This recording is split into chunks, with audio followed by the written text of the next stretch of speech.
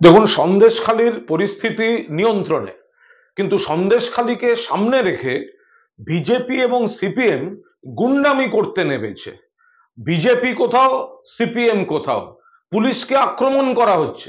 Police সন্দেশখালির সেই প্ররোচনা দেওয়া সাজানো গন্ডগোলের সামনেও সংযত ছিল এবং এখনো আজও পুলিশের উপর পাথর ছোড়া হয়েছে, পুলিশের উপর ইট বৃষ্টি হয়েছে, বিভিন্নভাবে ধাক্কা দিয়ে ব্যারিকেড ভাঙার চেষ্টা হয়েছে এবং তারপরেও পুলিশ প্রশাসন সংযত ছিল। সিপিএম যেন ভুলে না যায় তাদের জমানার ট্রিগার হ্যাপি পুলিশ, বিজেপি যেন ভুলে না যায় তাদের রাজ্যগুলিতে কিভাবে গুলি চলে। এখানে কিন্তু সে ঘটনা ঘটেনি। এখানে উন্মত্ত জনতা গুন্ডাগিরি করছিল।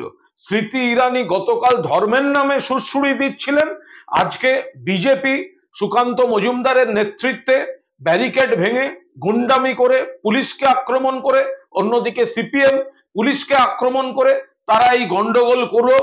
এরা রাজনৈতিক ফায়দা তোলার চেষ্টা করছে। আমরা এর তীব্র নিন্দা করছি।